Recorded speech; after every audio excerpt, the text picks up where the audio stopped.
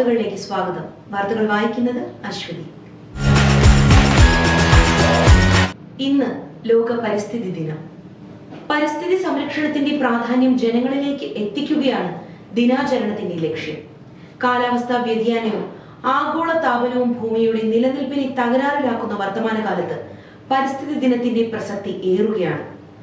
Plastic മാലിന്യത്തിനെതിരെ പൊരുതുക എന്നതാണ് ഇത്തവണത്തെ പരിസ്ഥിതി ദിന സന്ദേശം. നമുക്കൊരുമിച്ച് നമ്മുടെ ഭൂമിയെ സംരക്ഷിക്കാം. IPL വിജയാഘോഷം വൻ ദുരന്തമായി. IPL കിരീടം നേടിയ റോയൽ ചലഞ്ചേഴ്സ് ബംഗളൂരു ടീമിന്റെ സ്വീകരണ പരിപാടിക്കിടെ വൻ ദുരന്തം. ചിന്നസ്വാമി സ്റ്റേഡിയത്തിന് സമീപത്തുണ്ടായ തിക്കിലും തിരക്കിലും പെട്ട് 11 പേർ മരിച്ചു. നിരവധി പേർക്ക് പരിക്കേറ്റതായാണ് വിവരം. പരിക്കേറ്റവർ ബൗറിംഗ് ആശുപത്രിയിലും ലേഡി കഴ്സൺ ആശുപത്രിയിലും ചികിത്സയിലാണ്. ഇത്ര പെട്ടെന്ന് ബംഗളൂരു പോലെയൊരു നഗരത്തിൽ വിജയാഘോഷം സംഘടിപ്പിച്ചത് ഗുരുതര സുരക്ഷാ വീഴ്ചയായിട്ടാണ് വിലയിരുത്തപ്പെടുന്നത്. അപകട സാധ്യത മുന്നിൽ കണ്ട് പോലീസ് ആദ്യം പരിപാടിക്ക് അനുമതി നിഷേധിച്ചിരുന്നു. പിന്നീട് കർണാടക ക്രിക്കറ്റ് അസോസിയേഷന്റെ ഇടപെടലിനെ തുടർന്നാണ് പരിപാടി നടത്താൻ തീരുമാനമായതെന്നാണ് റിപ്പോർട്ട്. സ്റ്റേഡിയത്തിലേക്ക് ഇരച്ചു കയറാൻ ജനങ്ങൾ ശ്രമിച്ചതാണ് വലിയ ദുരന്തത്തിൽ കലാശിച്ചത്. എന്നാൽ പരിക്കേറ്റവരെ ആശുപത്രിയിലേക്ക് മാറ്റിയപ്പോഴേക്കും താരങ്ങൾ മറ്റൊരു ഗേറ്റിലൂടെ സ്റ്റേഡിയത്തിലെത്തി സ്വീകരണ ചടങ്ങ് തുടങ്ങിയിരുന്നു. കൺമുന്നിൽ ദുരന്തം നടന്നിട്ടും വിരാട് കോഹ്ലി അടക്കമുള്ള താരങ്ങൾ സ്റ്റേഡിയത്തിൽ ആഘോഷം തുടർന്നത് വലിയ വിവാദത്തിന് ഇടയാക്കിയിട്ടുണ്ട്. സംവരണത്തിന് ഇനി TC മതി. +1 പ്രവേശനവുമായി ബന്ധപ്പെട്ടുള്ള സംവരണം പരിശോധിക്കാൻ TC മതി എന്ന് മന്ത്രി V ശിവൻകുട്ടി അറിയിച്ചു. സംവരണ വിഭാഗത്തിൽ അലോട്ട്മെന്റ് ലഭിച്ചവർ ജാതി, കാറ്റഗറി എന്നിവ തെളിയിക്കുന്നതിന് SSLC സർട്ടിഫിക്കറ്റ് ആണ് ആധികാരികമായി ഉപയോഗിക്കുന്നത്. എന്നാൽ സേ പരീക്ഷാഫലം വരുന്നതനുസരിച്ച് SSLC സർട്ടിഫിക്കറ്റ് ഡിജി ലോക്കർ ലഭ്യമാക്കും. ഈ സാഹചര്യത്തിൽ വിദ്യാർത്ഥികൾക്ക് TC ഉപയോഗിക്കാം. സൗജന്യ തൈ വിതരണം നിർത്തി. ലോക പരിസ്ഥിതി ദിനത്തിന്റെ ഭാഗമായി വിദ്യാഭ്യാസ സ്ഥാപനങ്ങൾക്ക് നൽകിയ വൃക്ഷത്തൈകൾ എവിടെയെന്ന് വനം വകുപ്പ്. ഇതിനോടകം ലക്ഷക്കണക്കിന് വൃക്ഷത്തൈകൾ നട്ടിട്ടും കാടുണ്ടായില്ല. അതുകൊണ്ട് ഇത്തവണ വനം വകുപ്പിൽ നിന്നുള്ള സൗജന്യ തൈ വിതരണം നിർത്തി. ഇതോടെ ലോക പരിസ്ഥിതി ദിനമായ ഇന്ന് വൃക്ഷത്തൈ നടാൻ സ്കൂൾ കോളേജ് അധികൃതർ സ്വന്തം കീശയിൽ നിന്ന് പണം മുടക്കേണ്ടി വന്നു.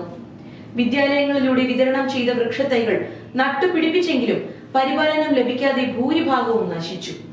ഇതാണ് സൗജന്യ വിതരണം നിർത്താൻ വനം വകുപ്പിനെ പ്രേരിപ്പിച്ചത്. പാർക്കിംഗ് കേന്ദ്രങ്ങളിൽ പകൽ കൊള്ള.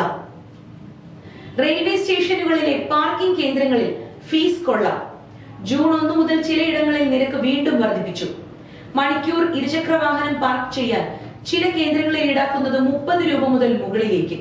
ഇത് ഏറ്റവും കൂടുതൽ ബാധിച്ചിരിക്കുന്നത് സ്ഥിരമായി ട്രെയിനിൽ യാത്ര ചെയ്യുന്നവരെയാണ്. ഫീസ് ഉയർത്തിയെങ്കിലും പാർക്കിംഗ് കേന്ദ്രങ്ങളിലെ സൗകര്യങ്ങളിൽ ഒരു മാറ്റവും വരുത്തിയിട്ടില്ല. ക്യാമറ ഉണ്ടെങ്കിലും ഇരുചക്ര വാഹനങ്ങൾ മോഷണം പോകുന്ന സംഭവങ്ങൾ ഉണ്ടാകുന്നു. ഇരുചക്ര വാഹനങ്ങളിൽ നിന്നടക്കം സാമൂഹ്യ വിരുദ്ധർ പെട്രോൾ ഊറ്റുന്നത് തടയാനും കരാറുകാർക്കാവുന്നില്ല. റേഷൻ കടകൾക്ക് അവധി.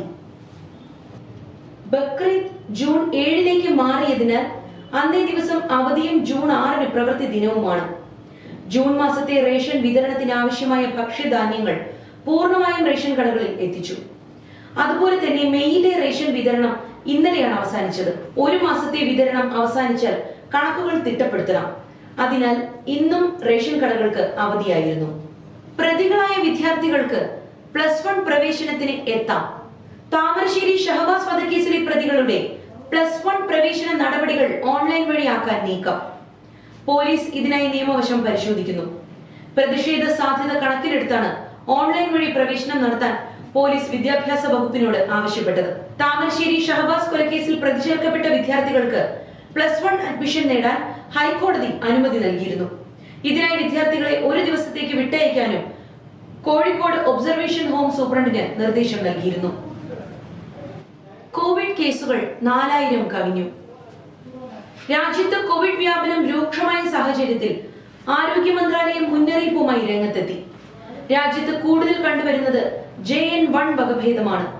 ഉപവകഭേദങ്ങളായ NB1.8.1, LF.7 എന്നിവ സൂക്ഷ്മമായി നിരീക്ഷിക്കുന്നതിനായി ആരോഗ്യ മന്ത്രാലയം അറിയിച്ചു. രാജ്യത്ത് നിലവിൽ 4302 കോവിഡ് ബാധിതർ ചികിത്സയിലുണ്ട്. കഴിഞ്ഞ ഒരു ദിവസത്തിനിടെ 864 പുതിയ കേസുകൾ റിപ്പോർട്ട് ചെയ്തു. കേരളത്തിലാണ് ഏറ്റവും കൂടുതൽ രോഗബാധിതർ, 1373 പേർ. അതിനു പിന്നാലെ മഹാരാഷ്ട്ര 494, ഗുജറാത്ത് 397, ഡൽഹി 393 എന്നിവിടങ്ങളിലാണ് രോഗബാധ കൂടുതലുള്ളത്. അലുമിനിയത്തിനും ഉരുക്കിനും ഇറക്കുമതി തീരുവ 50%.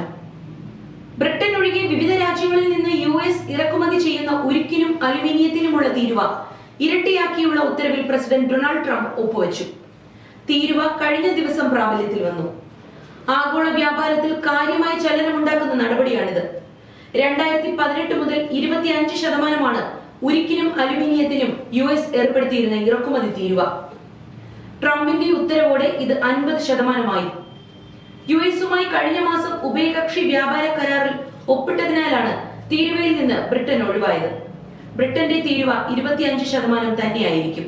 അൻവർ അടഞ്ഞ അധ്യായമെന്ന് VD സതീശൻ. PV അൻവറിന്റെ അധ്യായം അവസാനിപ്പിച്ചതാണെന്നും ഇനി അതിനെക്കുറിച്ച് ഒരു അഭിപ്രായവും പറയാനില്ലെന്നും പ്രതിപക്ഷ നേതാവ് VD സതീശൻ പറഞ്ഞു. ഇത് UDF തീരുമാനമാണ്. അതിന്റെ ഉത്തരവാദിത്വം ഞാൻ ഏറ്റെടുക്കുന്നു. നിലമ്പൂരിൽ നടക്കുന്നത് UDF-ഉം LDF-ഉം തമ്മിലുള്ള രാഷ്ട്രീയ പോരാട്ടമാണ്. അതിനപ്പുറത്തേക്ക് പോകില്ല. ഇടതു സഹയാത്രികരുടെ വോട്ടുകൾ ഇത്തവണ UDF-നാണ് ലഭിക്കുക. പാലക്കാട് ഇത് ലഭിച്ചതായും അദ്ദേഹം വാർത്താ സമ്മേളനത്തിൽ പറഞ്ഞു. മലപ്പുറം ജില്ലയെക്കുറിച്ച് ഗുരുതരമായ ആരോപണം ഉന്നയിച്ച ആളാണ് മുഖ്യമന്ത്രി. മുഖ്യമന്ത്രി ഹിന്ദു ദിനപത്രത്തിന് അഭിമുഖം കൊടുത്തു. സംഘപരിവാർ ഭീകരവാദത്തിന് കുടപിടിച്ചു കൊടുക്കുന്ന അഭിമുഖമാണ് മുഖ്യമന്ത്രി നൽകിയത്. BJP-കാർക്ക് പോലും അറിയാത്ത സ്ഥാനാർത്ഥിയെ നിലമ്പൂരിൽ നിർത്തിയത് പേരിന് വേണ്ടിയാണെന്നും അദ്ദേഹം ആരോപിച്ചു. കായിക ലോകം. ഇന്ത്യയെ കീഴടക്കി തായ്ലാന്റ്. ഏഷ്യൻ ഫുട്ബോൾ ചാമ്പ്യൻഷിപ്പ് യോഗ്യതാ പോരാട്ടങ്ങൾക്ക് മുന്നോടിയായി നടന്ന സൗഹൃദ മത്സരത്തിൽ തായ്ലാന്റിനോട് തോറ്റ് ഇന്ത്യ. ആദ്യ പകുതിയിൽ ബെഞ്ചമിൻ ഡേവിസും രണ്ടാം പകുതിയിൽ പൊറാമിച്ച് അർബിനായുമാണ് ആതിഥേയരുടെ ഗോളുകൾ നേടിയത്. നമ്മുടെ ആരോഗ്യം നമ്മളിലൂടെ. ആരോഗ്യവും മേനിയഴകും നിലനിർത്താൻ ജിംനേഷ്യത്തിലേക്ക് പോകാൻ യാതൊരു മടിയും കാട്ടാത്തവരാണ് നമ്മളിൽ പലരും. എന്നാൽ ആരോഗ്യം നിലനിർത്താൻ വ്യായാമവും ഭക്ഷണവും ഒരേപോലെ ശ്രദ്ധിച്ചാൽ മാത്രമേ സാധിക്കുകയുള്ളൂ. അമിത ഭാരമോ പൊണ്ണത്തടിയോ കുറയ്ക്കാൻ ശ്രമിക്കുന്ന ആളുകളാണ് എങ്കിൽ നിങ്ങൾക്ക് ഏറെ ഗുണം ചെയ്യുന്ന ഒന്നാണ് നിലക്കടല. ധാരാളം പ്രോട്ടീനും നല്ല കൊഴുപ്പും തയമീനും നിയാസിനും റൈബോഫ്ലേവിനും ഫോളിക് ആസിഡും എല്ലാം ഇവയിൽ അടങ്ങിയിട്ടുണ്ട്. അതുകൊണ്ട് തന്നെ അമിതഭാരം കുറയ്ക്കാൻ വളരെ ഫലപ്രദമായ ഒന്നാണ്. ഇതുകൂടാതെ ഫോസ്ഫറസ്, ഇരുമ്പ്, ആന്റി ഓക്സിഡന്റുകൾ എന്നിവയും ഇതിൽ അടങ്ങിയിട്ടുണ്ട്. ആന്റി ഓക്സിഡന്റായ റെസ്വെറട്രോൾ എന്നിവ ഹൃദയ സംബന്ധിയായ അസുഖങ്ങളെ ചെറുക്കാൻ സഹായിക്കുന്നു. തേർഡ് വിഷന്റെ ഇന്നത്തെ വാർത്തകൾ ഇവിടെ പൂർണ്ണമാകുന്നു. നന്ദി, നമസ്കാരം.